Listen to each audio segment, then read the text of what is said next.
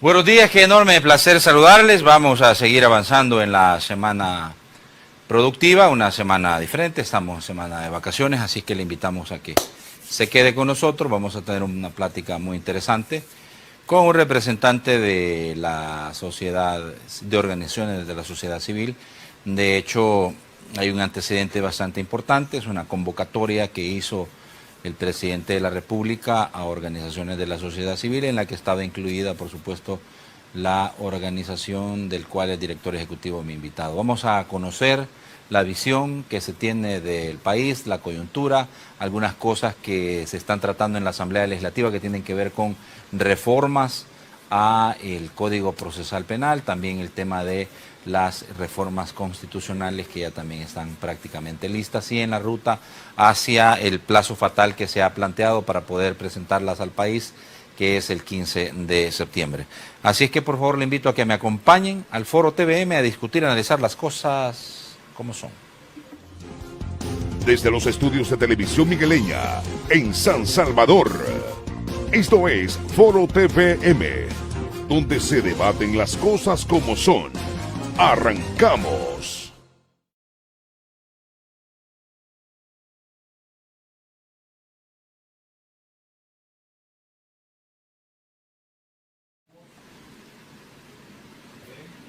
Gracias por estar en nuestra sintonía y sobre todo por su deferencia. Hoy es miércoles 4 de agosto del año 2021 y le quiero dar la más cordial de las bienvenidas. Es un verdadero honor que esté con nosotros como todas las mañanas. Quédese por favor y también participe activamente a través de la transmisión que ya estamos haciendo en las diferentes plataformas multimedia, Facebook, nuestro canal de YouTube, por supuesto, y precisamente también el hecho que estemos ya con la potente señal del Foro TVM de Televisión Migueleña a nivel de todo el país en las dos principales compañías de cable. Infinitamente agradecido, casi que es este esfuerzo que hacemos por llegar a muchísimos más hogares por la mañana y gracias a ustedes porque están conectados con nosotros. Siempre las recomendaciones del caso tienen que ver con precisamente no andar de irresponsables y desordenados y de burros, ¿verdad? Pongamos nuestra mascarilla, nuestro alcohol, recuérdense que ahora si es posible también la utilización de lentes como nos recomendaba al principio de la semana el doctor Wilfredo Martínez, ya que pues la variante Delta del SARS-CoV-2, que es la causante de la enfermedad COVID-19 y sobre todo el tema de esta mutación, ¿verdad? Y lo que estamos viendo respecto a así la cobertura de las vacunas, pacientes que están apareciendo o que se están complicando, amén, que han tenido ya su proceso de vacunas completo. Así que hay que también tomar, por favor, siempre con muchísima seriedad esto. Lo otro es, por supuesto, estamos en vacaciones, hay un incremento bastante sensible de los accidentes de tránsito.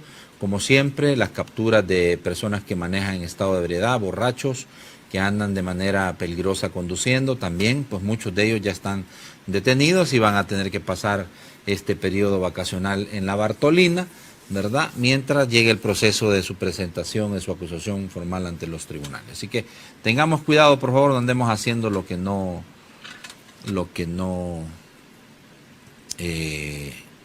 debemos, ¿verdad? Así es que esas son las recomendaciones que quería, por supuesto, darle esta mañana. Aquí con nosotros, ¿verdad? El licenciado Eduardo Escobar, director ejecutivo de Acción Ciudadana, con quien vamos a conversar esta mañana. Eduardo, te agradezco el tiempo que has hecho en semana de vacaciones. De aquí ya te damos permiso que te vayas, ¿oíste? Okay. De vacaciones. No, gracias, siempre un gusto. Bueno, varios temas que vamos a tocar esta mañana, pero quizás para entrar con patada al pecho, trompón y mordida, y si podemos ver el tuit que en las cuentas oficiales de Acción Ciudadana se subió tenía que ver con esta invitación que giró Presidencia de la República para una reunión que se desarrolló precisamente en la Casa de Gobierno hace 4 días.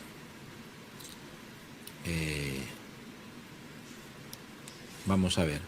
Ustedes primero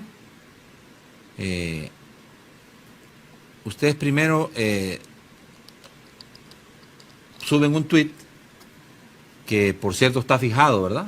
De que iban a ir a esta reunión, sí, como Acción Ciudadana. Ahí está. Quizás Santa poner el primero, el de hace 5 días.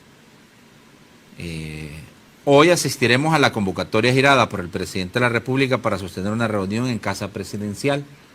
Esperamos que sea una reunión productiva y que desde el Ejecutivo se escuche nuestra postura sobre temas de transparencia y el Estado de Derecho. Ustedes ahí confirman que van, claro, ¿verdad? Ese fue hace 5 días, está fijado de hecho el tuit, ¿verdad? Y pues después vuelven ustedes a subir otro tuit y dicen: debido a la negativa de la oficina del delegado presidencial del protocolo de Estado, nuestra asociación no podrá atender la convocatoria girada por el presidente. Dejamos constancia de nuestro interés por asistir a dicha reunión. ¿Cuál es el inconveniente? ¿Qué era lo que necesitaban que les aclarara el delegado de protocolo? Y en este caso es el señor, es el hijo de el exdiputado, bueno, ya me voy a acordar, pero bueno, es el delegado de protocolo. ¿Cuál es el inconveniente? Josué, creo que es importante señalar que en primer lugar fuimos invitados. Sí, o sea, ahí está la invitación. Estaba la invitación. ¿Oficial? Pero el problema es que la invitación venía girada a nombre del anterior presidente de Acción Ciudadana. Y él, obviamente, ya no ejerce la representación, siempre es directivo, pero no ejerce la representación de la organización y por lo tanto no podía asistir a la convocatoria. Entonces nosotros lo que hicimos fue una gestión, miren. El inconveniente surgido es por la invitación que fue extendida a nombre del anterior presidente de nuestra asociación, quien no puede asistir a la reunión. Sí. Solicitamos se pudiera cambiar al asistente para tener representación, pero esa petición fue denegada. Ajá, o sea, es un tema de protocolo, pues lo queremos ver así, no es un tema de mala voluntad, sí, queremos verlo así. Nosotros hicimos las gestiones para cambiar el invitado. Pero dijeron de que no, que las personas que estaban originalmente en la lista eran las que tenían que asistir. ¿Y por qué no podía ir si de todas maneras sigue siendo directivo de Acción Ciudadana? Está fuera del país. Ah, muy bien. Perfecto. Entonces era imposible que él asistiera, pues no era una razón antojadiza nuestra para cambiar al invitado, sino que no había la posibilidad de que él asistiera. Entonces, eso fue lo que pasó y dejamos constancia no para dejar en mal al gobierno ni nada, sino que para decir, miren, nosotros no fuimos no porque estemos como... No porque dejáramos plantada la invitación, sino que porque se dio el inconveniente, y si hubiese llegado usted, por ejemplo, no lo dejan entrar. Sí, porque usted no está en el listado. Porque era intransferible la invitación y tenía una persona señalada. Eso fue lo que pasó, o sea, nosotros ya no le dimos mayor relevancia, solo que sí quisimos hacer constar que pasó eso, para que no se fuera a señalar de que nosotros no tenemos voluntad de dialogar o de escuchar al presidente o plantear cara a cara las cosas, ¿verdad? Entonces, eso fue lo que pasó, pero como le digo, Josué, no le damos mayor tema, pues, o sea, nosotros hicimos la gestión y no se pudo. Pero desde cualquier punto de vista, el hecho de que se abra el espacio para poder ir a Casa Presidencial a tocar temas de país, es un antecedente positivo, digamos. Sí, solo que hay que ponerlo en contexto. Vaya. Es positivo porque da un reconocimiento el presidente de la República a las organizaciones, teniendo en cuenta que hace un par de meses, y desde su gestión lo que ha estado hablando el presidente es que somos organizaciones de fachada, ya que respondemos a intereses oscuros y que tenemos una agenda en contra del gobierno. Entonces, ¿Y ustedes se daban por aludido con eso? Es que los mencionaba claramente. ¿A ustedes con nombre y apellido? Sí, claro, si hubo una cadena nacional donde o en un tuit, no me recuerdo, sacó el comunicado con todos los logos y dijo, aquí están los logos, ¿ve? Los loguitos, todas las organizaciones de los loguitos. Y de ahí personeros del gobierno pues siempre se han referido en términos peyorativos a las organizaciones. Ve al secretario de Comunicaciones, siempre dice esa fachada. Yo no puedo hablar, yo no puedo asegurar que Acción Ciudadana sea una organización de fachada, pues, pero sí hay organizaciones de organizaciones. Claro, pero por digamos, eso que te preguntaba si se daban por aludidos, porque en realidad sí hay algunas organizaciones no gubernamentales que se dicen de la sociedad civil que sabemos que defienden intereses muy puntuales. Claro, pero lo que quiero decir es que los que estamos en el tema de transparencia, anticorrupción y Estado de Derecho, nos han mencionado con nombre y apellido. Entonces, que ahora el presidente se siente con nosotros es un reconocimiento que él da a las organizaciones. Sí. Entonces, eso da para nosotros... le da menos margen para estarnos llamando fachadas, porque entonces somos fachadas porque se sentó con nosotros. Entonces, ese es un punto positivo desde nuestro punto de vista, el tema del reconocimiento. Pero ahora, el punto es que de nada sirve que nos sentemos si en realidad el diálogo no resulta en cosas concretas, o sea, si no hay resultados. Vaya, y ustedes tienen detalles de lo que se trató, de lo que no asistieron. Sí, lo que se ha hablado con las organizaciones, que eso lo dijeron en la conferencia de prensa. Digamos... Sí, porque era una reunión privada, digamos, ¿verdad? Sí, sí, o sea, sí. los temas dentro de la Claro. reunión, pues, y de hecho no se convocó a la prensa para que fueran Sí, testigos no. de la reunión. Sí se dieron algunas declaraciones posteriores a la reunión, pero no se entraron en mayores detalles, por eso... Claro, digamos... Prácticamente lo que se dijo en la conferencia son cosas de las que pasaron en la reunión. Y lo que ha causado más revuelo es el compromiso que dio el gobierno de respetar a las organizaciones, a la libertad de prensa, que digamos eso es lo que ha causado más revuelo. Y acá creo yo que es importante decirlo, o sea, la sociedad civil fue a escuchar y trasladó en la conferencia de prensa lo que se dio en la misma reunión. Pero eso no quiere decir que nosotros vengamos también con inocencia y ciegos a decir, bueno, sí, ya lo dijo el presidente, no va a pasar. O sea, tampoco vamos a desacreditar lo que él dijo. El punto acá es, y por eso decía, de nada sirve que el presidente se haya comprometido si no realiza acciones que vayan encaminadas a cumplir con ese compromiso. Vaya, ahora, entonces hay un acercamiento, hay una convocatoria para poder reunirse con organizaciones de la sociedad civil.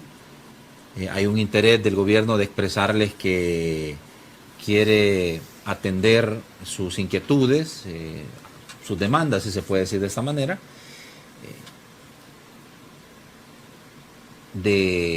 también de respetarles como miembros de la sociedad civil y el tema de lo de la libertad de prensa, ¿verdad? Dentro de esa lógica, ustedes dicen,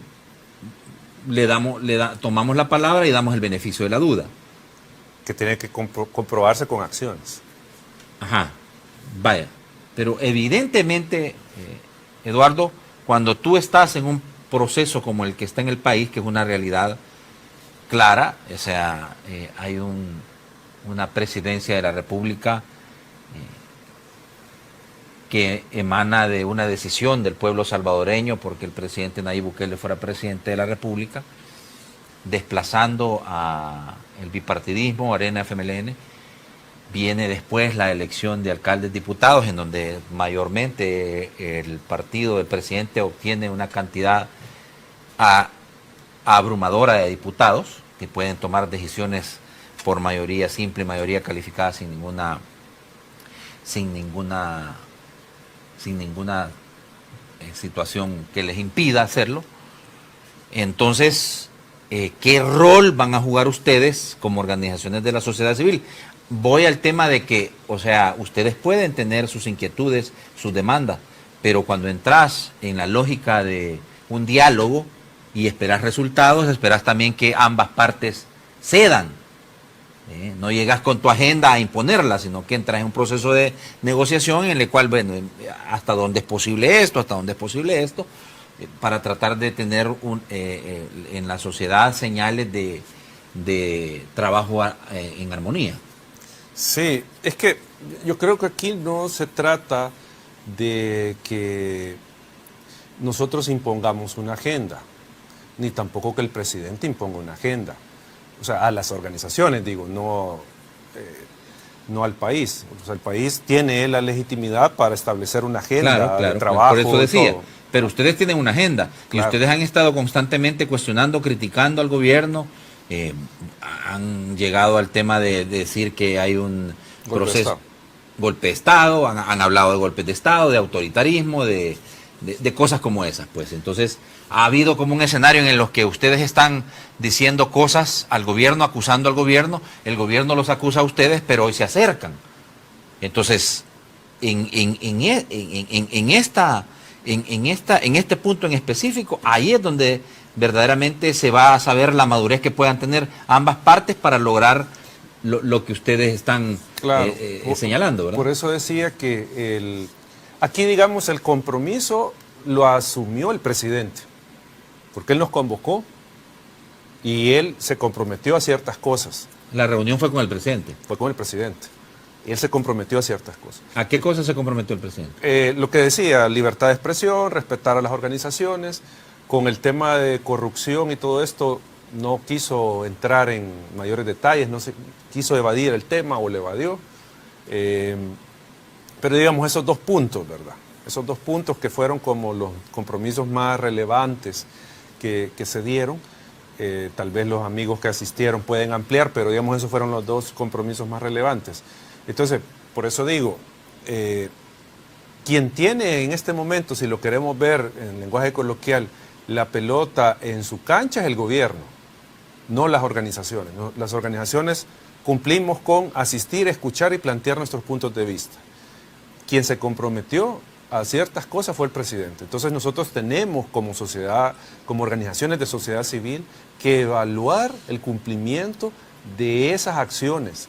Ya, por ejemplo, APES señaló que no está confiando y que el presidente cumpla con esto. Ya lo advirtieron y con toda razón, pues, o sea, hay poca evidencia que nos haga creer que las cosas pueden cambiar.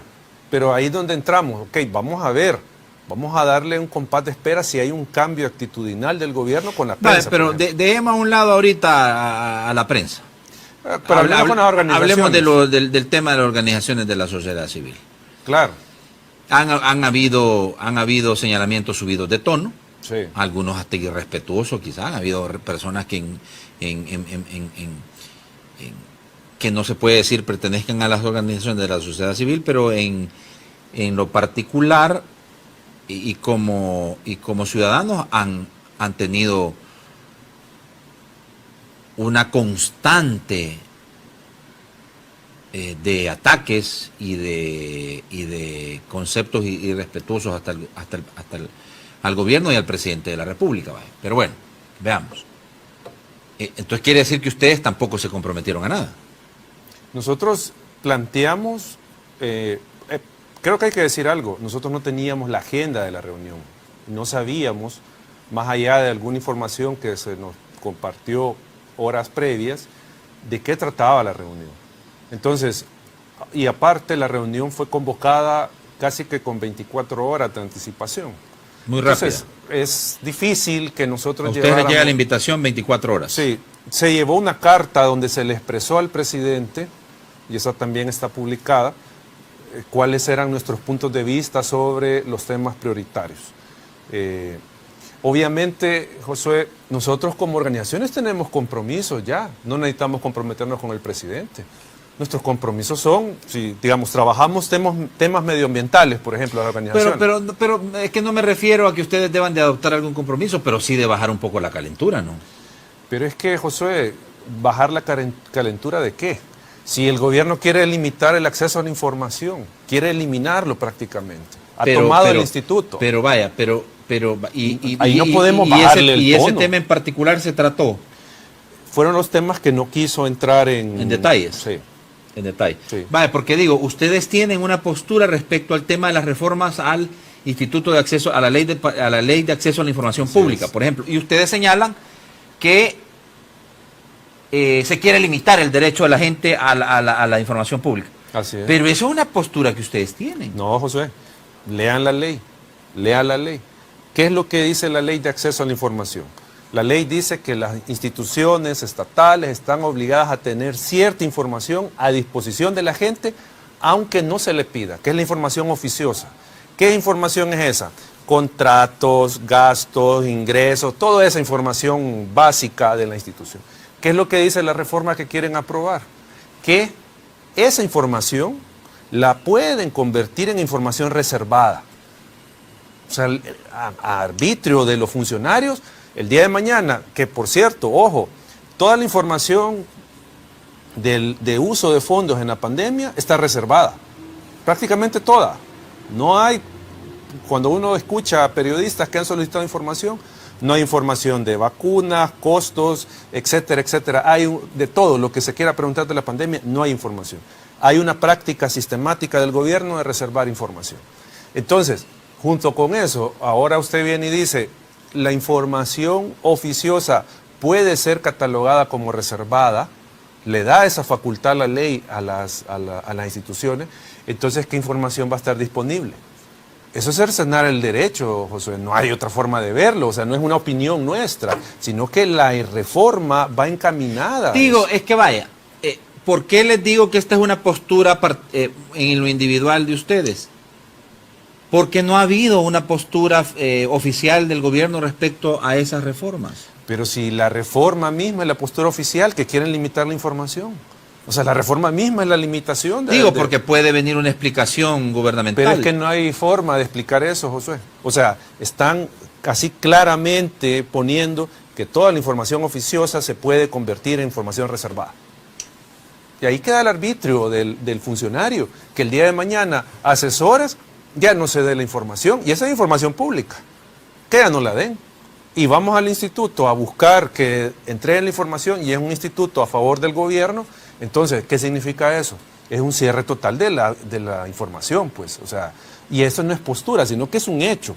Entonces, ese tipo de cosas son las que, a nuestro juicio, si en realidad hay un interés de dialogar con las organizaciones e ir cambiando aquellos aspectos que las organizaciones hemos señalado que son negativos para la democracia, si hay ese interés, por ejemplo, este tema de retirar las reformas que promovió el mismo presidente, sería una muestra clara de que sí hay una voluntad de diálogo y de enrumbar de nuevo al país en una senda más democrática de la que hemos venido. Ese es el punto al final.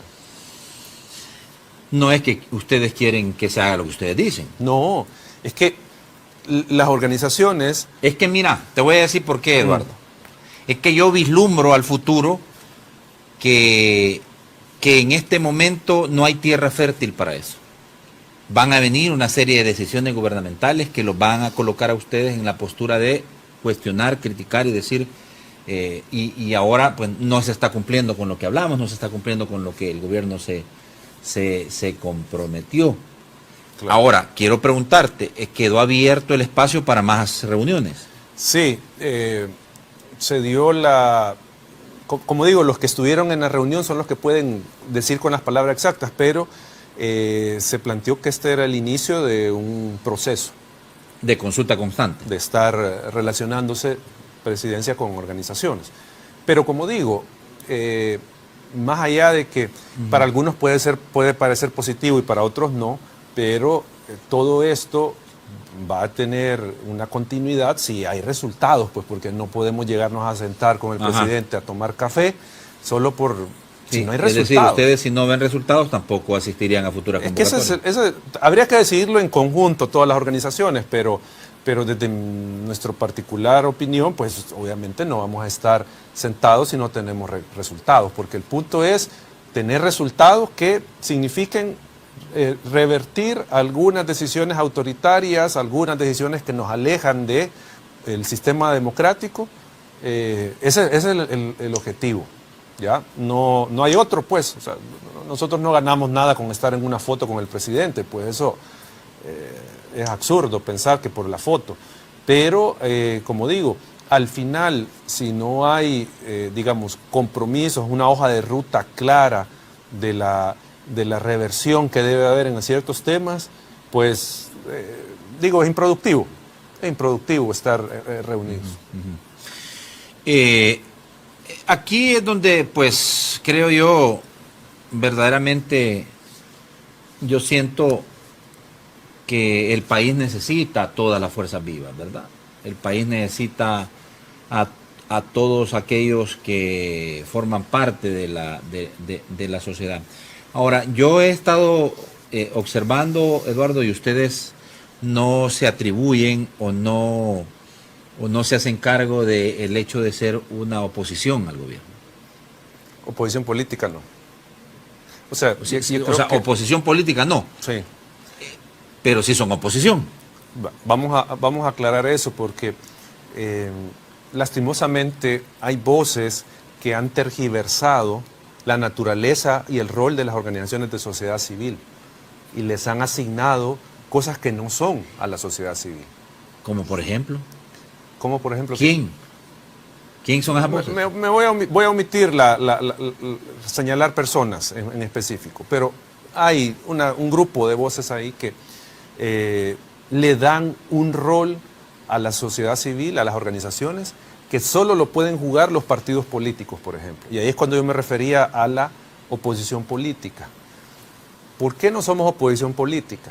Porque nosotros no estamos disputando el poder, no estamos en esa lógica, como sí lo haría un partido político, de serle oposición al gobierno, porque hay un tema de poder de por medio. Nosotros no. Nosotros somos organizaciones. Pero no descartan jugar el rol político. Eso es diferente. Digo, por cómo hemos visto en Venezuela, por ejemplo, las organizaciones de la sociedad civil, cámaras empresariales, sí, no. Salen del anonimato y comienzan un proceso de transformación de sociedad, de oposición a oposición política, ya buscando participar en las elecciones. Pero nosotros no estamos en esa lógica. En este momento no, pero no lo descartan. No, o sea, nosotros no estamos... Es que aquí hay una cosa, Josué. Las ONGs, organizaciones de sociedad civil, somos asociaciones o fundaciones sin fines de lucro, que no podemos, en este caso, meternos a competir políticamente. O sea, tendría alguien que esté en una organización, si lo que quiere es ser candidato, que se salga y cree su partido político, pero no desde las organizaciones.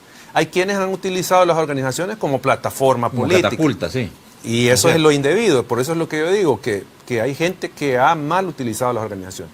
Pero el punto acá es que nosotros seamos críticos, que nosotros incluso nos opongamos a ciertas decisiones del gobierno, eso no nos da esa categoría de ser la oposición política del presidente o del Partido Nuevas Ideas. Ese rol lo juega Arena, le juega el FMLN, todos estos partidos son los que juegan ese rol, nosotros no. Y como digo, ojo, nosotros... pero la experiencia de otros países que han entrado en... Bueno, nuestro país no está como Venezuela, pues, pero Venezuela es el referente más grande de lo que ha sido una confrontación entre organizaciones de la sociedad civil con los gobiernos, desde los gobiernos de Hugo Chávez Frías hasta el de Nicolás Maduro en este momento, ¿verdad? Claro, pero ahí se han convertido las organizaciones o han terminado respaldando movimientos políticos y todo eso. Sí, organizaciones de la sociedad civil detrás de movimientos políticos. Pero, digamos, nosotros, al menos el grupo que estamos, no estamos en esa lógica de momento. No sé si de momento, pues nunca se ha discutido eso. O sea, en las organizaciones nunca se ha discutido, vamos a hacer un brazo político. O respaldar movimientos políticos. No, nosotros... Bueno, como ya salió ahí este señor Aguad, ¿verdad? Que dice que va a ser candidato de un amplio bloque de partidos políticos. Pero él lo va a hacer desde partidos. Sí, claro. O sea, desde partidos. Claro. Y por eso digo, ojo con qué es lo que hace sociedad civil, las organizaciones. Y el otro punto, que aunque no me ha preguntado, pero creo que también hay que decirlo.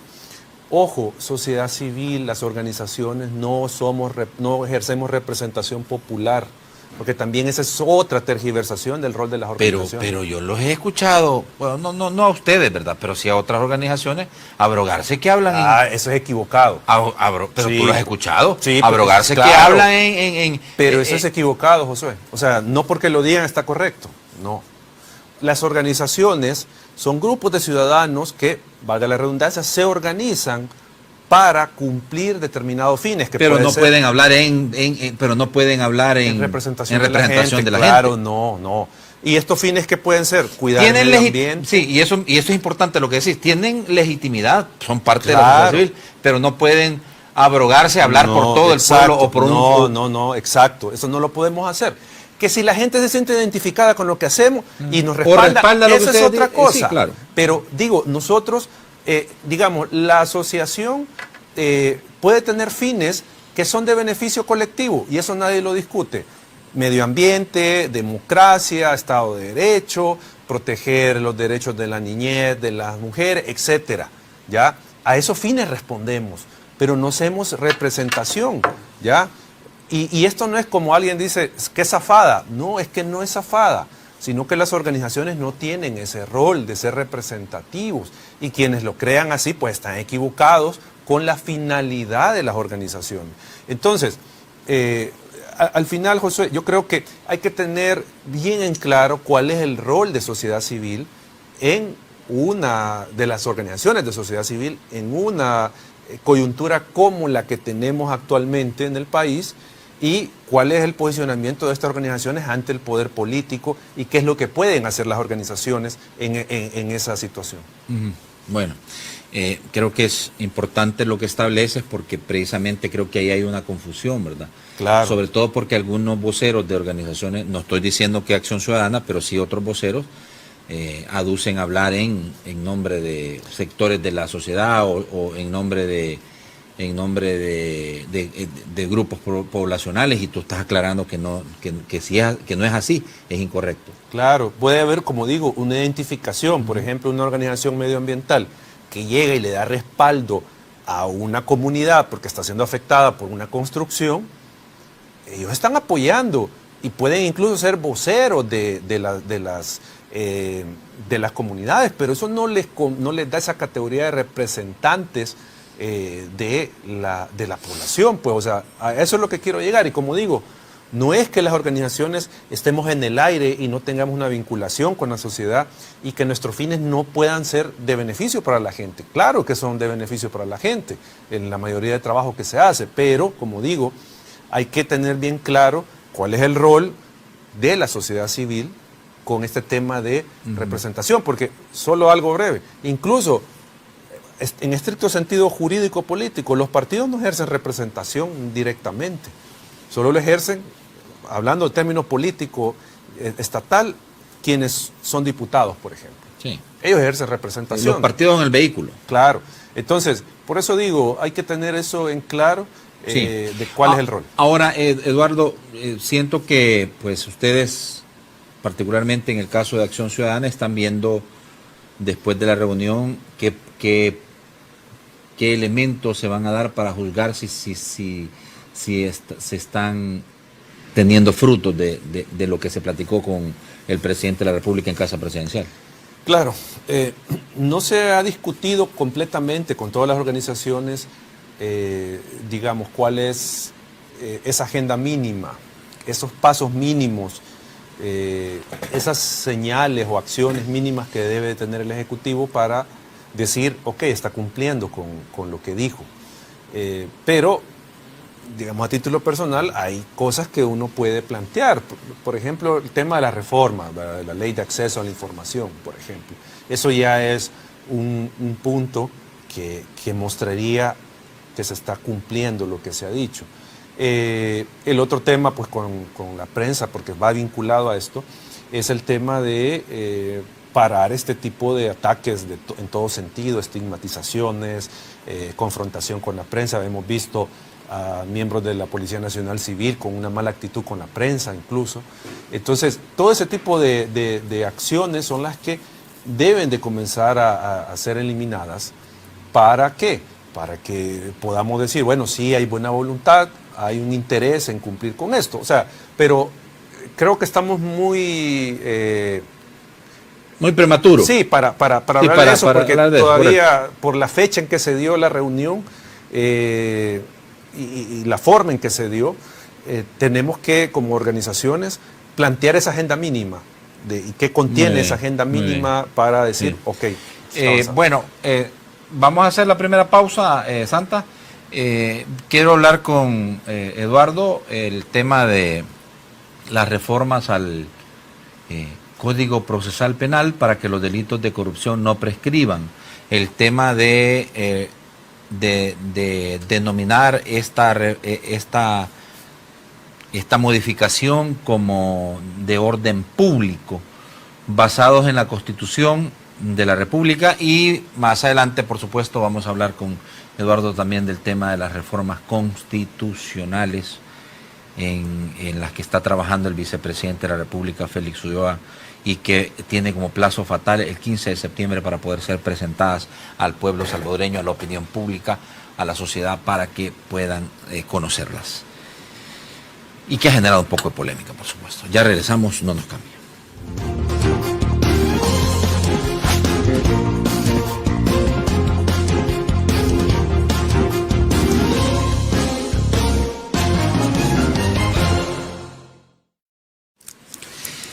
Bueno, antes de adentrarnos al tema de esta reforma al Código Procesal Penal, Eduardo, para que los delitos de corrupción no prescriban, quería preguntarte cuál es tu opinión respecto a el hecho de que el régimen de Daniel Ortega le haya otorgado de manera express la ciudadanía nicaragüense a Salvador Sánchez Serén, acusado en este momento de lavado de dinero y de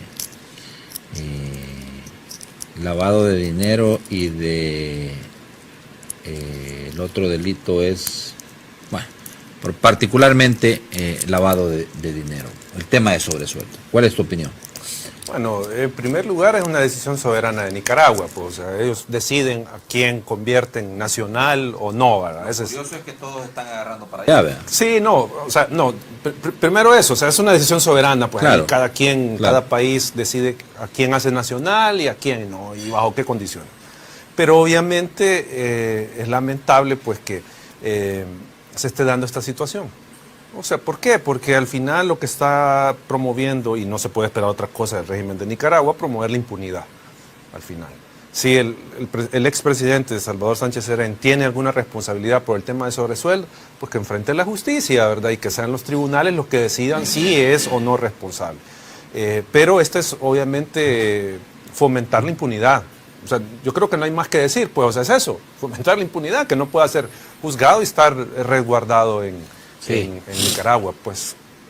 Vaya, ahí nos adentramos al tema de esta reforma al Código Procesal Penal para que los delitos de corrupción no prescriban. Bueno, decir que esto de que los delitos de corrupción no prescriban es un ofrecimiento político electoral. Yo creo que que es más viejo que la maña de pedir fiado, ¿va? Claro. Y que hoy pues se hace realidad, pero muchos no lo han visto de buena forma. Bueno, aquí podemos ver dos cosas, uno desde el punto de vista político y el otro desde el punto de vista jurídico. Desde lo político, esta es una respuesta del gobierno a la lista Engel. Eso no lo podemos ver de otra manera, es una respuesta del gobierno. ¿Por qué? Porque los 12 señalamientos de CICIES al gobierno que se entregaron a la Fiscalía por mal manejo de fondos en la pandemia, lista Engel, el tema Bitcoin que le había golpeado al gobierno, sin duda eran temas que de alguna manera el gobierno quería opacar, quería quitarles importancia, y por eso la narrativa de la otra lista, la verdadera lista. Y ahí es donde se da, digamos, el tema del aumento del salario mínimo, donde vemos lo de las dos comisiones en la Asamblea Legislativa, las comisiones especiales, y vemos todo esto que se ha montado alrededor de el tema de sobresueldos y todo esto. Y entonces lo complementa con ok, hagamos imprescriptibles los delitos de corrupción. Entonces, desde un punto de vista político, es, digamos, un distractor o intentar cambiar la narrativa, ¿ya? Eso está haciendo el gobierno, pero si lo vemos desde el punto de vista ya jurídico, ahí hay que diferenciar dos cosas. Uno es la imprescriptibilidad de los delitos de corrupción y la otra es la retroactividad de la ley, que son, digamos, los dos elementos de esta reforma.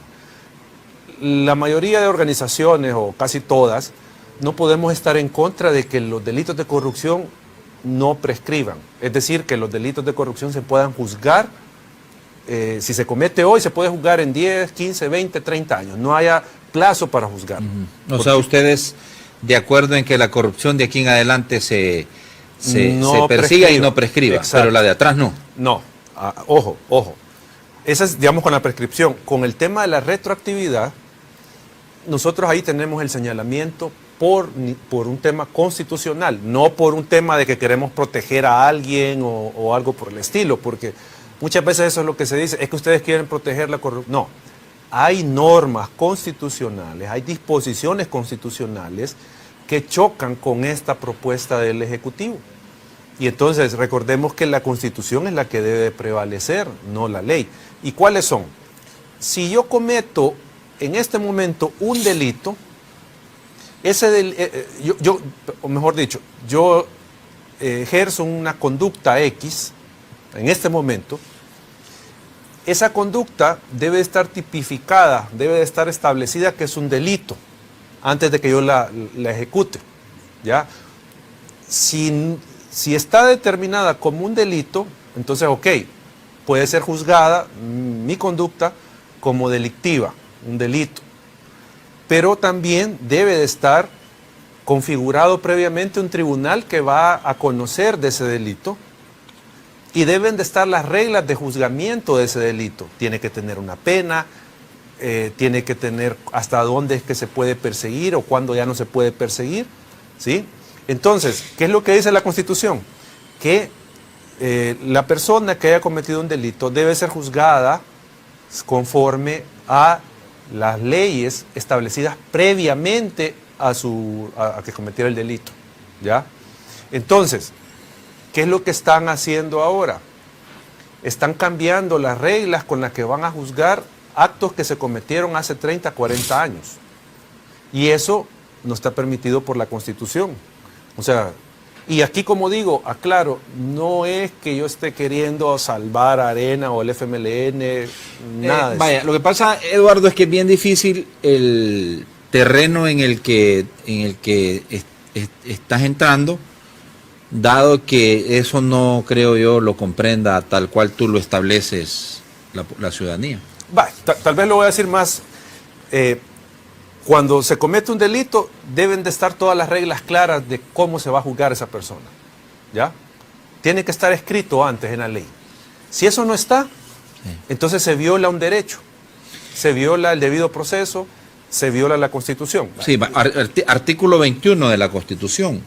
Las leyes no pueden tener efecto retroactivo salvo en materia de orden público y en materia penal cuando la nueva ley sea favorable al delincuente. Ese es otro tema, que también que tiene que ver. O sea, es que hay varias disposiciones de la Constitución. Esta creo que es el 13 o el 15. El 15, el otro es el 15. El 15. Veamos el 15, pues. Te voy a dar gusto. Después metemos a lo de la retroactividad de la ley. Sí, artículo 15 de la Constitución. Nadie puede ser juzgado si no conforme a las leyes promulgadas con anterioridad al hecho que se trate y por los tribunales que previamente haya establecido la ley. Ahí está claro. O sea, antes de cometer el delito, ya tenían que estar todas estas reglas definidas. Vaya.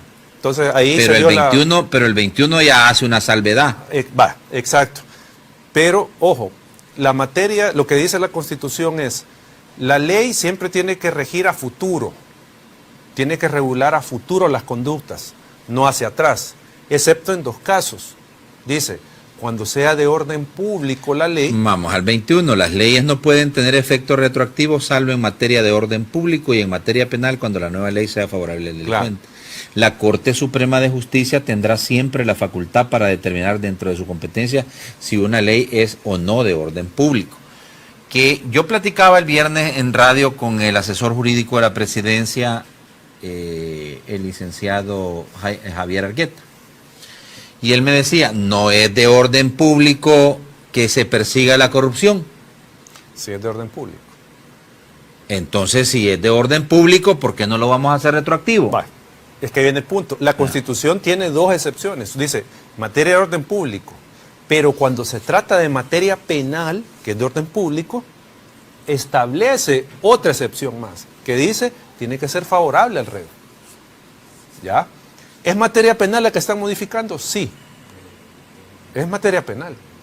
Es procesal penal. No, pero es que no dice que es de orden público cuando sea materia penal. Es que ahí dice... No, No, va. pero la I Josué, te hace un punto y aparte. Josué, por eso, le pone todavía un agregado más cuando es materia penal. La materia penal... Fíjate, las leyes no pueden tener efecto retroactivo salvo en materia de orden público, coma, Sí, y. O sea, es y sí. en sí, materia penal cuando la nueva ley sea favorable Claro. al delincuente. La No, materia- no son dos cosas. Claro, miren, la materia penal es de orden público. La materia penal es de orden público.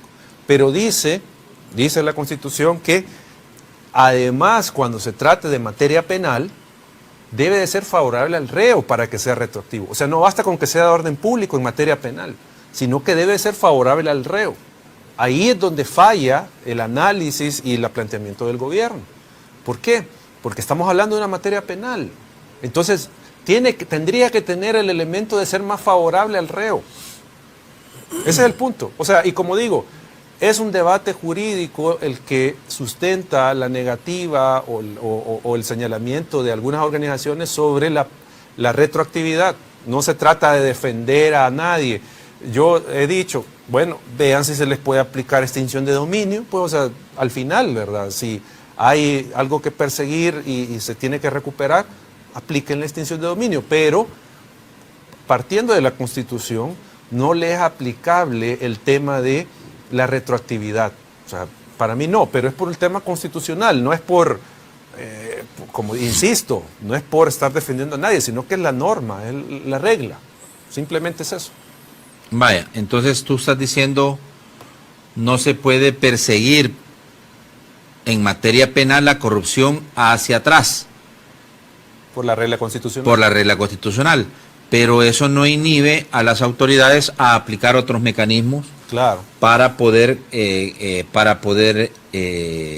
Recuperar algo del dinero. recuperar Tema de extinción de dominio, por recuperar lo robado, por ejemplo, o lo malversado. Sí, o sea, habría que ver pues cada caso en particular y la aplicación de la... Ahí en el 21, Eduardo, hay una cosa que dice que la Corte Suprema de Justicia siempre tendrá la facultad para determinar dentro de su competencia si una ley es de orden público o no. Claro. Imagino que si el gobierno la está pidiendo de orden público, los diputados la van a analizar y la van a aprobar. Entonces esto va a ir a parar a la Corte Suprema de Justicia. Sí, tiene que pronunciarse la Corte. Pero ahí pues no podríamos esperar un pronunciamiento diferente, pues hay correlación favorable al Ejecutivo. Pero ¿y por qué prejuicias tú? ¿Te prejuicias Puso 5 magistrados. o te predispones a...? Puso 5 el golpe de Estado. Ahí hay 5 ya. Solo necesita 3. Ya. Y tienen la correlación y la declaran de orden público. ¿Ya? Y no sería legítimo. O sea, sí es legal, pues. Pues sí, como legal es una cosa, pero... Pues sí, pero si nos vamos a lo legítimo, obviamente que no, porque los magistrados que están en sala de lo constitucional provienen de un golpe de Estado. Ellos no deberían de estar ahí. ¿Ya? Entonces eso vicia una decisión en ese sentido. Pero yo veo que está trabajando la Corte Suprema. No, pues bien. sí, que están trabajando, están trabajando. O sea, pero eso no le quita lo ilegítimo, que provienen de un golpe de Estado. No por eso, pero es que, Eduardo, vaya, cuando tú decís que son ilegales, son ilegítimos, son resultado de un golpe de Estado, estás entrando a una situación en la que las decisiones que ellos tomen no tienen ninguna validez. Es que en estricto sentido no, Pero son ilegítimos. pero las están tomando. No, por eso. O sea, pero que Y las nadie, tomen. y nadie las está deslegitimando. Bueno, pero eso no quiere decir de que no sean ilegítimas. ¿ya? La gente allá en 1400 decía que la Tierra era plana. Sí, pues Y toda la gente creía que era plana. Aún hay gente que cree que es plana la Tierra. sí, de hecho he visto esa teoría Los reviviendo terraplanistas. nuevamente, sí. Entonces, no porque lo digan, la Tierra es plana. Pero, pero también habrá quien te diga que no porque lo diga Acción Ciudadana o tu persona no es porque lo diga yo. es palabra de Dios. No es porque lo diga yo. Si es que si revisamos el procedimiento que se dio el 1 de mayo, eso no fue constitucional. La misma sala, antes de ser destituidos, o ya una vez siendo destituidos, se pronunció y declaró inválida esa decisión porque no era A conforme a distiempo derecho. dicen mucho porque ya estaban No. destituidos. No. O sea, es que era una decisión. Entonces, si esto para ya en la Corte Suprema de Justicia, Es probable que lo declaren de orden público. Es probable que lo ajá, declaren. pero le va a molestar a alguien que persiga la corrupción del pasado. Es que no se trata de molestar, Josué. Sí, yo entiendo el punto tuyo, es el tema de Estado de Derecho y la legalidad. Mire, ¿qué va a seguir después? Vamos a eliminar la garantía del no doble juzgamiento. Si se le ocurre al gobierno o a la Asamblea Legislativa que alguien que lo juzgaron antes y que salió libre, ya Pero esa es una venimos. especulación, Eduardo, nadie está hablando de eso. No, a lo que quiero llegar es, este sería un mal precedente. Eso es lo que quiero llegar. Porque daría paso a otras cosas. Porque permitiría que se pueda hacer otra Pero cosa. es una especulación. No, claro, pero a lo que voy yo es que si esto pasa, entonces ¿qué impide que puedan hacer otros cambios en ese sentido y violar otras garantías del debido proceso, garantías procedimentales para la ciudadanía? O sea, ese es el tema, pues, o sea, ¿me entienden? No es otra cosa. ¿Por qué? Porque se está violentando el debido proceso. Y como le digo, no es un tema de defender a nadie, sino que es decirle a la ciudadanía, mire, el día de mañana pueden cambiarle las reglas incluso a usted. Por ejemplo, que su familiar que pudo haber sido juzgado por cualquier delito, digamos, un asesinato, lo que sea. El día de mañana pueden decir, no, miren, todos los que fueron juzgados, o sea, eso siendo bien extremo, pero para poner el ejemplo, se pueden volver a Sí, juzgar. estás utilizando unos ejemplos bien radicales. No, claro, pero a lo que voy yo es que así comienzan a caer las garantías que tenemos como ciudadanos, y eso es lo preocupante, pues. Pero ¿no te has puesto a pensar, Eduardo, que las garantías, que la Constitución le da garantía más a los delincuentes, a los corruptos? No creo. Una cosa es que se haya aplicado mal. O que se haya hecho un, ¿cómo se llama? Que se haya hecho pensando en protegerse. Un manual, pues vaya. Es que hay muchos que dicen que esta Constitución es un manual para los grupos de poder. Es que, Josué, fíjese que yo...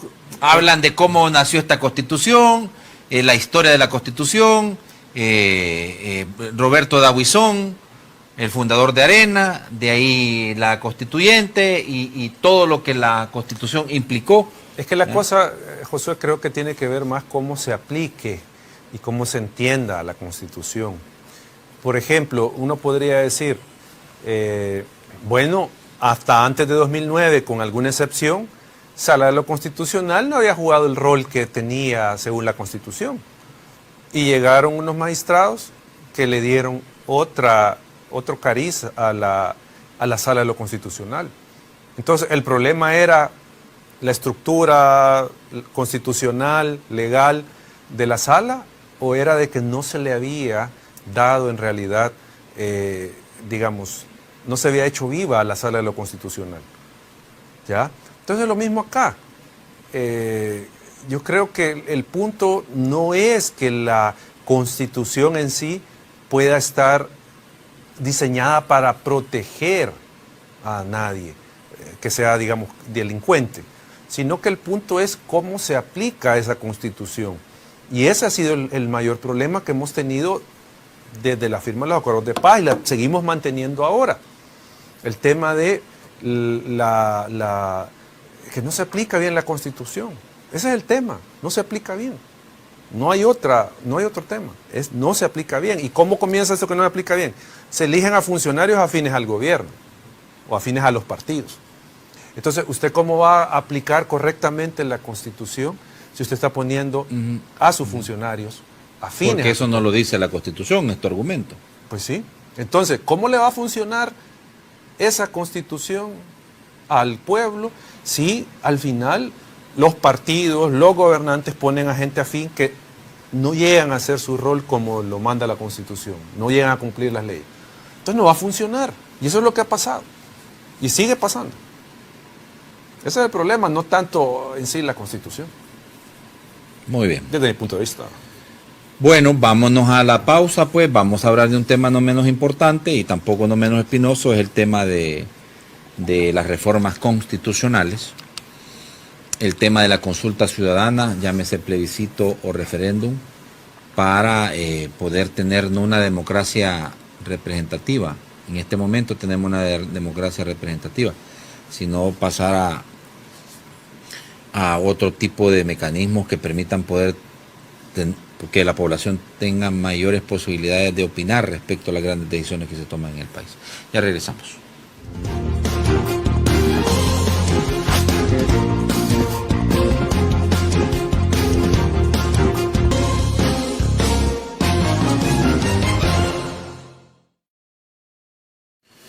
Muy bien, estamos de regreso. Vamos a la recta final de la entrevista que estamos teniendo esta mañana, de la plática que estamos teniendo esta mañana con Eduardo Escobar de Acción Ciudadana.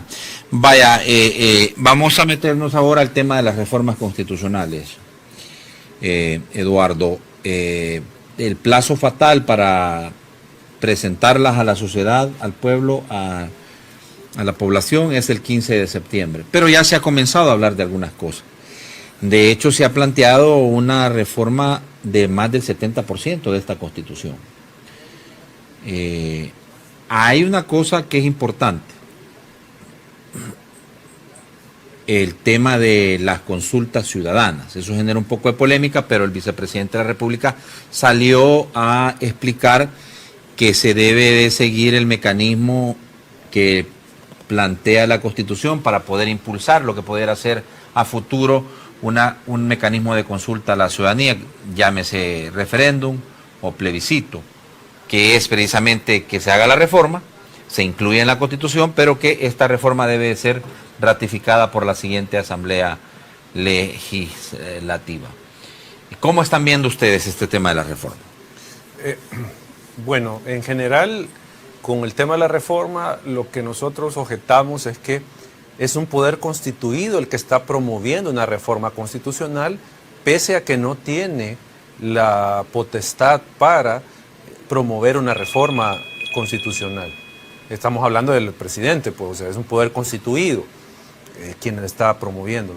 Tendría que ser, en todo caso, una reforma constitucional producto de discusiones de diferentes sectores y con el acompañamiento de la Asamblea Legislativa, pues que es la que tiene que promover esta reforma.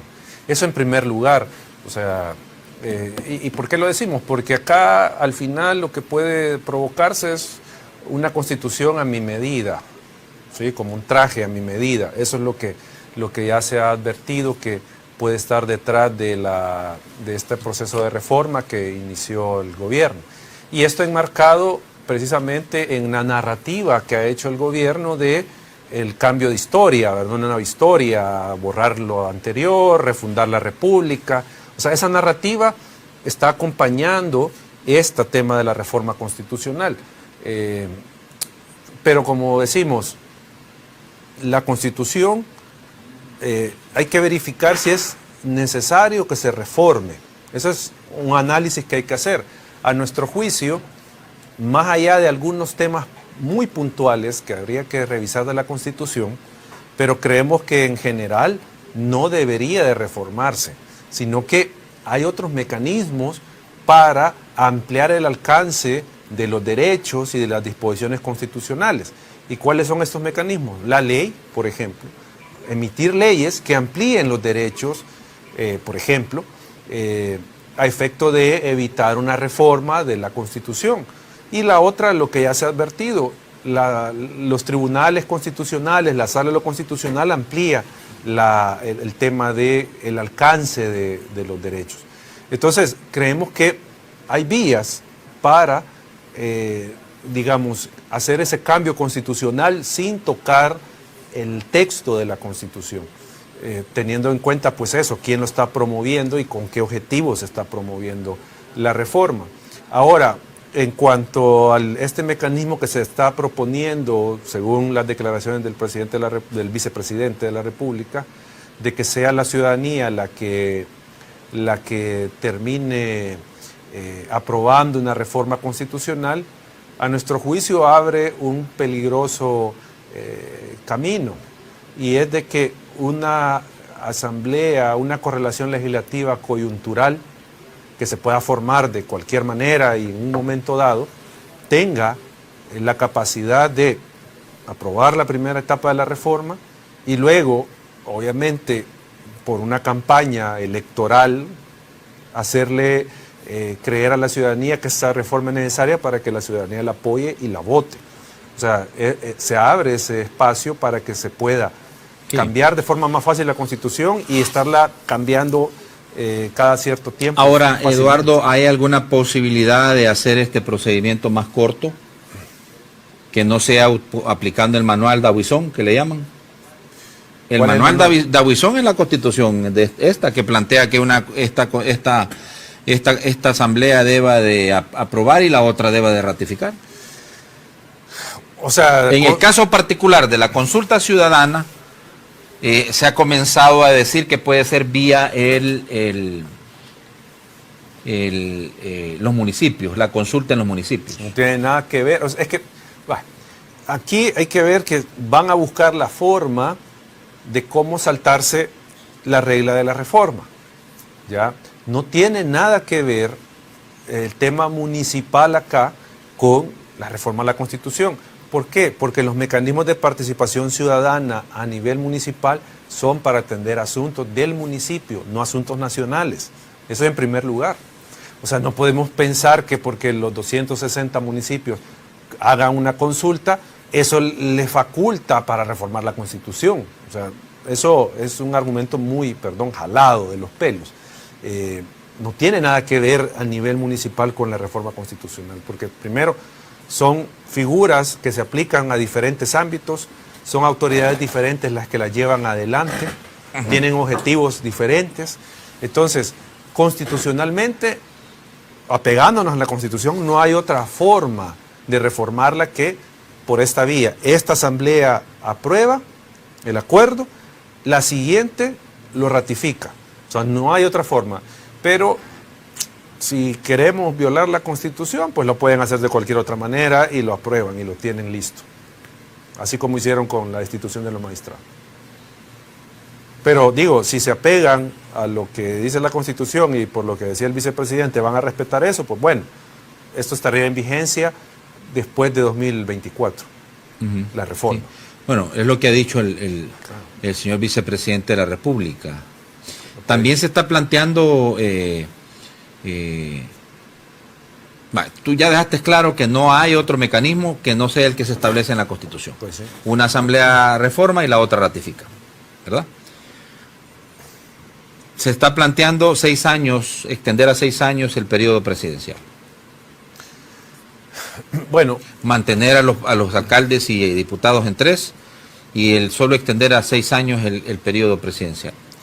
Hay un calendario electoral desordenado y es por los periodos que no son múltiplos de un mismo número, los periodos de los funcionarios. Porque si vemos, asambleas legislativas son 3, consejos municipales son 3, presidentes son 5. ¿Ya? Entonces, obviamente, eso genera un desorden en el calendario electoral, que tenemos elecciones consecutivas, luego tenemos 3 años, luego tenemos otra vez elecciones consecutivas, luego todas coinciden. O sea, hay un desorden provocado precisamente por esa disparidad en los periodos de los funcionarios. Entonces, aquí obviamente la solución es equiparar los periodos a un número que sea múltiplo, ¿verdad?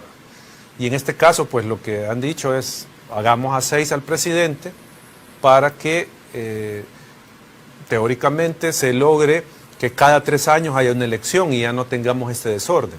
Esto se viene discutiendo desde hace tiempo, pues la posibilidad de ordenar el calendario electoral, y en 2024 se da esa oportunidad porque se juntan todas las elecciones y desde ahí se puede ya, digamos, ordenar ese calendario electoral. Aquí se van a ver 2 debates. Uno, si le van a querer aplicar estos 6 años al actual presidente, porque igual no sabemos si pueden salir con eso. Y 2, si será lo más conveniente ampliarle a 6 al presidente el periodo. O sea, eso es un debate que pues se abre y que vamos a ver qué es lo que dice el resto de la sociedad, ¿verdad? Si está de acuerdo con que sean 6 años o no del presidente de la República. Sí, lo que es verdad es que pasamos solo en elecciones, ¿verdad? Sí.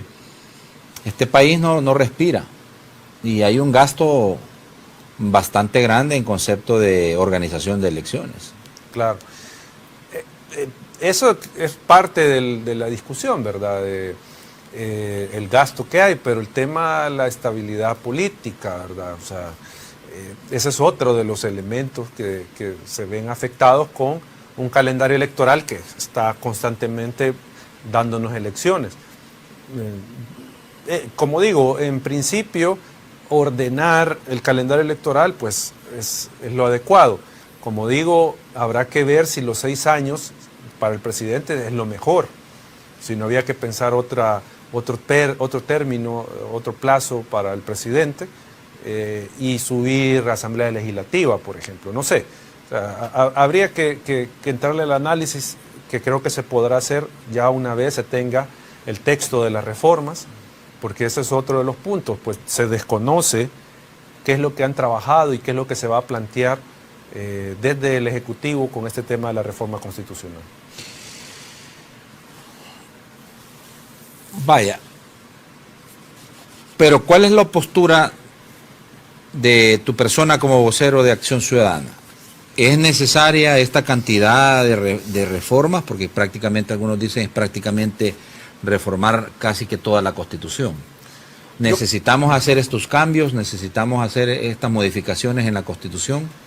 Yo no podría decir, porque igual no la tengo en mente, no la tengo en la mano, cuántos cambios creemos que pueden ser necesarios, que sí ya el texto no da para interpretar de cierta manera la Constitución. O sea, porque ahí a lo que quiero llegar es que uno de los parámetros que nos va a dar la indicación de que sí hay que reformar una disposición constitucional es si el texto ya no nos da un margen para interpretar de manera diferente la Constitución. El fin de semana se presentó un primer borrador de esto. Se respeta la alternancia en el poder, se ordenan los ciclos electorales en periodo de 3 años para que los diputados y alcaldes, y se propone ampliar a 6 años la presidencia de la República. Parte de las declaraciones que dieron algunos miembros del equipo que está trabajando en el tema de las reformas. Como parte del trabajo que han hecho en este borrador, hay una sección donde se garantiza el concepto de la niñez y se crea un fondo para las cuotas alimenticias que los obligados no cancelen. Este proceso de reformas está apegado a la ley. La Carta Magna establece en el 248 el camino que se debe seguir para reformarla, lo cual podrá acordarse por la Asamblea Legislativa con el voto de la mitad más uno de los diputados electos. Para que tal reforma pueda decretarse, deberá ser ratificada por la Asamblea Legislativa con el voto de los 2 tercios de los diputados electos. En esta propuesta se enfatizó que se separan las funciones del Tribunal Supremo Electoral, la jurisdicción aquí es importante, que se separan las funciones del Tribunal Supremo Electoral.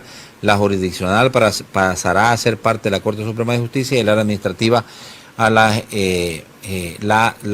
gerenciará el Instituto Nacional Electoral, o sea, se creará el Instituto Nacional Electoral. Hay como algunos datos en materia electoral que son importantes también de analizar. Sí, con eso último de la separación del Tribunal Supremo Electoral Sí. en dos entidades. Sí. Una estrictamente administrativa y la otra es... Bueno, esta es una decisión de modelo, o sea, ¿qué modelo se adopta de autoridad electoral? La que tenemos actualmente es un modelo concentrado, porque el tribunal organiza, administra la elección, pero a la vez ejerce jurisdicción en materia electoral, es decir, administra justicia en materia electoral. Entonces eso puede generar un conflicto entre esas dos atribuciones, porque yo mismo tomo la decisión y yo mismo decido si la función o la decisión que yo tomé es apegada a la ley o no, ¿verdad? Entonces es difícil que una misma persona entre a revisar su misma decisión. O sea, ese es, digamos, uno de los señalamientos contra este modelo. Pero también tenemos el otro modelo, que es el que están proponiendo, de desconcentrar las atribuciones y funciones del tribunal.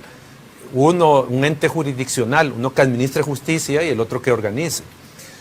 Con esto, digamos, ese señalamiento de que una misma persona es juez y parte, ya se desaparece, ya no hay ese señalamiento. Pero se crea también una situación, que esto puede volver más lento el proceso electoral. ¿Por qué? Porque como son autoridades separadas, una puede tomar una decisión y la otra puede frenarla. Y entonces esto retrasar el proceso electoral. Eso lo vimos en las elecciones, no sé si del año anterior, no me acuerdo, en México, que era que la autoridad electoral había diseñado la papeleta para la elección de una manera y el Tribunal de Justicia Electoral detuvo la decisión, ¿ya? Entonces, se puede dar esta, digamos, al haber dos entidades que conocen sobre la materia, puede darse esta descoordinación, ¿ya? Y esto afectar el proceso electoral. Pero bueno, esa es una decisión de diseño político de las instituciones, que las dos están ahí abiertas, las dos tienen sus fortalezas y sus debilidades. Pero, ojo, de nada va a servir que se separen las atribuciones del Tribunal Supremo Electoral en dos entidades si al final se siguen eligiendo a funcionarios que respondan a partidos políticos o que no sean idóneos para ocupar el cargo. De nada va a servir. La reforma debería ir encaminada entonces a que no sean los diputados que elijan. No necesariamente, no necesariamente. Pero ya se comprobó que no lo hacen bien. Sí, es que hay bastante para decir que hay que cambiarlo. Pero digamos, no voy a decir que hay que cambiar que sean los diputados. No voy a decir eso. O sea, habría que analizar cuál es el mejor mecanismo. Porque, por ejemplo, veamos qué es lo que ha pasado con la elección del instituto. No son los diputados los que lo hacen, el presidente. Y miren lo que pasó ya. Tienen capturado el instituto. O sea, el tema es cómo garantizar que el proceso pueda tener como resultado a las personas idóneas e independientes. Ese es el punto. O sea, no es tanto tal vez quién lo haga, quién haga esa elección, sino que qué tipo de procedimiento hay, qué etapas, qué requisitos se cumplen que garanticen que sean personas idóneas. Porque ya vimos que si es el presidente el que elige, termina cooptando la institución. Si es la asamblea, pues ya vimos todo lo que pasa. Entonces, ¿quién va a elegir? O sea, tiene que haber una decisión, tiene alguien que elegir. Pero, digo, al final, el punto es que de nada sirve separar las atribuciones si siempre se va a seguir con la misma lógica de poner a mi gente, a mis afines, en las instituciones. Entonces, no va a servir una aplicación de justicia en materia electoral adecuada porque va a ser cooptada por intereses políticos partidarios. Entonces, no salimos de nada. Bueno, como decía, estas reformas tienen como plazo fatal el 15 de septiembre, momento en el que conoceremos más a detalle de qué es lo que se está planteando, de qué estamos hablando para poder llevar adelante esta etapa de transformación de esta Constitución. No hay nada que nos haga indicar, por las palabras que ha dicho el doctor Félix Ulloa, que estamos en el camino hacia una nueva constitución, hablando del tema de lo que se venía barajando, que era una constituyente, por ejemplo. Bueno, habría que ver, porque si van a cambiar casi toda, eso es disfrazar una constituyente de un proceso de reforma. O sea, si al final terminan cambiando casi todo, ya. O sea, habría que ver, pues, digo, habría que contrastar esas afirmaciones, pues, con los hechos. Habría que verlo. Entiendo. Bueno, ¿cuánto nos queda de tiempo? Bueno, vamos a ir un poco ya concluyendo. Eduardo, verdaderamente el país requiere, como siempre lo hemos dicho, del concurso de todas las fuerzas vivas. ¿Ves en el horizonte la posibilidad de encontrar mecanismos que permitan el diálogo? ¿O por el contrario, dado los acontecimientos que se vienen a futuro, en este momento hay 2 comisiones investigando el tema de sobresueldos, el tema de dinero entregado a organizaciones no gubernamentales, millonarias cantidades de dinero? Es decir, parece ser que hay un interés de este gobierno de sacar a la luz todos los detalles minúsculos de cómo se utilizó el aparato del Estado para beneficio particular de muchas personas. O sea, está bien que lo saquen, pero que también saquen las desviaciones que tienen ellos dentro de su gobierno. Pues también esos señalamientos que se investiguen, que sean transparentes. O sea, yo en el mediano plazo, o sea, no veo elementos que me indiquen de que se va a dar una apertura democrática desde el Ejecutivo y la Asamblea Legislativa. No lo veo en este momento configurado ese escenario. Y al contrario, veo que la cosa puede complicarse por la coyuntura. El Estado está en una situación económica muy delicada. Hay financiamiento que se ha parado, que no lo ha logrado y que es vital para que el Estado termine este año. Entonces, digamos, tenemos eso por un lado, el tema de que la delincuencia también en algunos sectores está repuntando. Tenemos también la inconformidad de la ciudadanía con el Bitcoin, el encarecimiento del costo de la vida, que son cosas que ahí están. Y que esto puede ir generando descontento en la ciudadanía, y en esa medida que la ciudadanía muestra más descontento, el Estado, el gobierno puede ir tomando medidas para tratar de cambiar ese descontento o ocultarlo o darle la impresión a la ciudadanía de que se están haciendo las cosas correctas, y esto puede traer aparejado acciones que no son tan democráticas. O sea, está ese riesgo. Entonces, por eso digo que la situación, como se ve, se puede complicar un poco más para el país, y en esa medida no le veo la actitud al gobierno de que va a ampliar los espacios democráticos, sino que por el contrario va a tratar de controlar más las cosas para controlar la narrativa y disminuir el descontento para no bajar ante la opinión pública el posicionamiento que tiene el gobierno y el presidente. O sea, entonces yo el panorama lo veo un poco complicado. O sea, Josué, no veo yo todavía alguna señal contraria a esto que menciono. Bueno, hay que esperar, será importante ver, analizar qué resultados arrojan estas 2 comisiones. En definitiva, yo lo que he escuchado en el discurso de gobierno es el interés de combatir la corrupción del pasado, presente y del futuro. Y también de si sale salpicado algún funcionario, algún miembro de este gobierno, pues también entra en esa colada. Eso hay que verlo con los hechos, Josué. Porque, ¿por qué no le ordena a su fiscal que investigue estos 12 casos que le dio CICIES? ¿Por qué no lo hacen? ¿Y qué es lo que han salido diciendo? Expulsaron CICIES y el fiscal del presidente dijo que ellos no van a ver esos casos. Entonces, ¿cuál es la voluntad real? Pues, o sea, y estoy hablando de 12 casos, no estoy hablando de lista Engel, estoy hablando de los casos que el mismo instrumento que el presidente ofreció y constituyó con la ayuda de la OEA, las CICIES, ha dado. Porque ese resultado es de las CICIES, no es de sociedad civil, no es de los partidos, es de CICIES. ¿Por qué no investigan esos casos? O sea, ahí yo podría ver, ok, si hay un interés real de combatir la corrupción. Es que esa parte yo la entiendo, Eduardo, la postura de ustedes, pero no es que, vaya, está bien, ustedes han insistido hasta la saciedad que se debe de investigar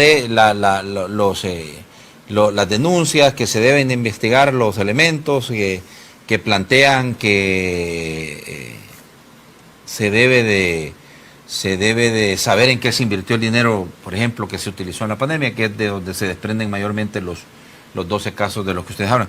Pero no veo, o sea, insistentemente decir que también se haga lo mismo con la corrupción del pasado. Si le hemos dicho que se investigue. Y de hecho, yo acabo de decir, bueno, si hay una limitante constitucional para juzgar a los que cometieron crímenes, delitos de corrupción, pues vean cómo le aplican la extinción de dominio, por ejemplo, si eso es aplicable para recuperar algo de ese dinero. O sea, nosotros nunca hemos estado en contra de que se investigue la corrupción del pasado. Lo que sí estamos en contra es que se utilice políticamente como otras veces se ha utilizado el combate a la corrupción. En eso sí no estamos a favor. O sea, que no se contamine, que no se vuelva venganza el asunto, sino que realmente sea un proceso donde se quiere administrar justicia y se quiere llegar a la verdad de los hechos, nada más. O sea, ese es el señalamiento que hemos hecho, que no se instrumentalice la persecución penal ya con fines político-electorales, nada más. Eso es lo que nosotros hemos advertido. Y que se guarde el debido proceso, pero como digo, que se investigue la corrupción de antes y la de ahora, porque no podemos ser selectivos, porque eso es lo que está haciendo el gobierno y la fiscalía, siendo selectivos con la investigación del delito de corrupción. Bueno, Eduardo, te agradezco mucho la visita en este periodo de vacaciones. Seguiremos muy pendientes definitivamente de los acontecimientos y en la medida que las circunstancias lo requieran, seguiremos pidiendo su colaboración. No, gracias, siempre un gusto y a las órdenes. Nos vamos. Para mañana tenemos de invitado a el doctor Ricardo Navarro, presidente del CESTA. Pórtense bien, que nada les cuesta, dejen de andar haciendo desórdenes, poniendo en riesgo su vida y la de sus familias. No tiene nada que hacer en la calle, quédese descansando mejor en su casita y por supuesto no se ande gastando lo que no tiene. Ustedes me conocen, yo soy Josué Natambaki, buenos días para todos.